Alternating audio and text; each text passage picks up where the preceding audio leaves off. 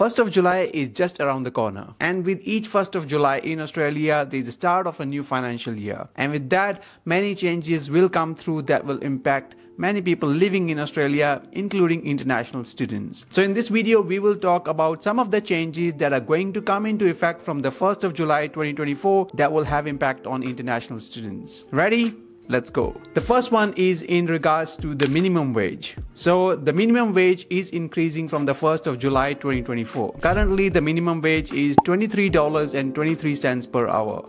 But from 1st of July 2024, it is increasing to $24.10 per hour, which is obviously a great news for international students, as many of them work on this minimum wage. And as most of you are aware that international students are usually allowed to work up to 48 hours per fortnight, which roughly is around 24 hours per week. And if you're working that many hours in a week, your weekly wage will increase to $578.40, which is certainly a good news in the middle of this cost of living crisis. Every single dollar matters. With that, also our second update is also an increase, but this time we're talking about increase in superannuation. So superannuation along with your salary is increasing from the 1st of July 2024. Currently, the superannuation rate is 11% of your wages or salary. It is increasing to 11.5% from that date. And if you have been living in Australia for a while, you would have noticed that it has been increasing by 0.5% over the last few years. For those people who don't know, superannuation is like your retirement fund, which obviously you can't take the money from until you actually retire or you leave the country permanently. But it is given on top of your salary or wages. The next news is also a good news, which is about the tax cuts. From the 1st of July 2024, the tax rates are changing, and there is a reduction of tax rates for middle and low income earners in Australia, which is obviously a great news for international students once again, as they are usually in the category of those low income earners. So it will definitely benefit you if you are working and you belong in those categories. So if you look at this table given by the Treasury Department, first $18,200 that you earn in a financial year is tax free, but from $18,200 there is a tax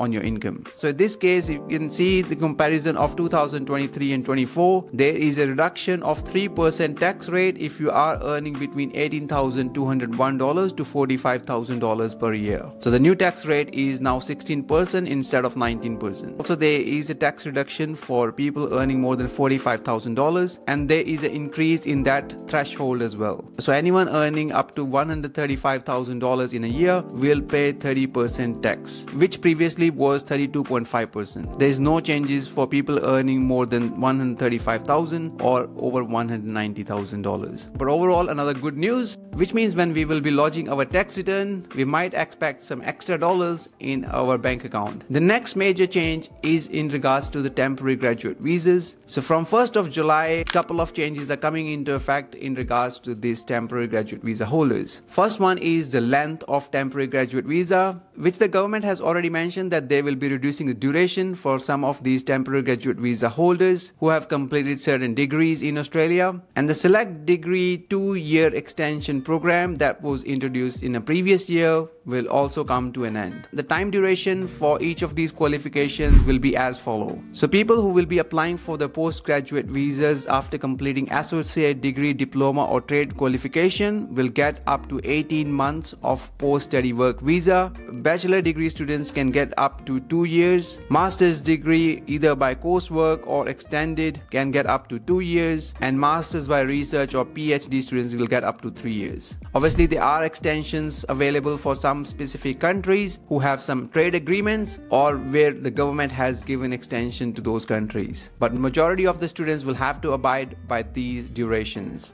Also, there will be new age limits for the temporary graduate visa applicants. So the government has reduced the applicant's age from 50 years to 35 years for temporary graduate visa holders. If you're going to apply for this visa, you need to be under 35 years of age. However, recently they have announced that there will be exemptions for people who are doing their masters by research or PhD programs. They are still eligible to apply until the age of 50 years. Now we have a complete video on this topic that we have made in the last few months. If you would like to watch that video, we'll leave a link of that in the description box below.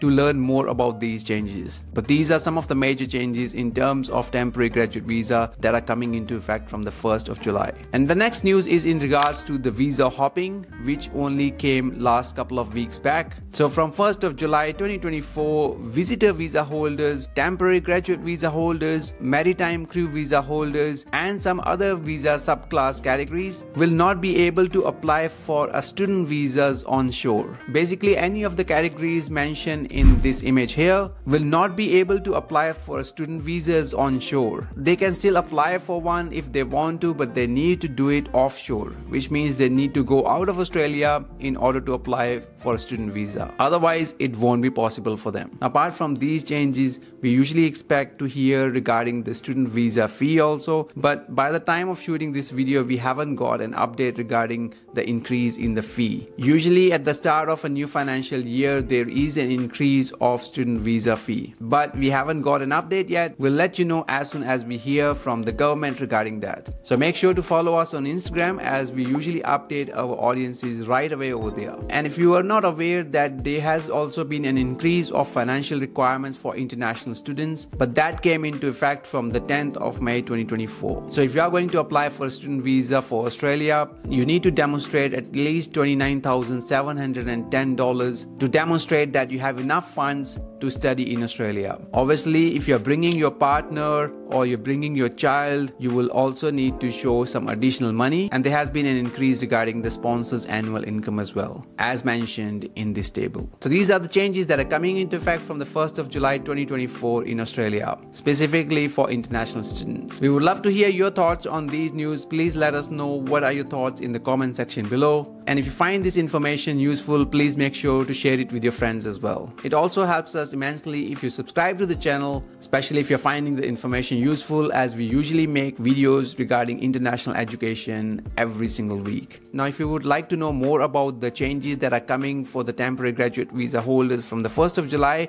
I suggest you to watch this video here. Or if you would like to know more about this visa hopping thing, then I suggest you to watch this video here. So the choice is yours. Click on any of the videos you would like to watch, and I'll see you there.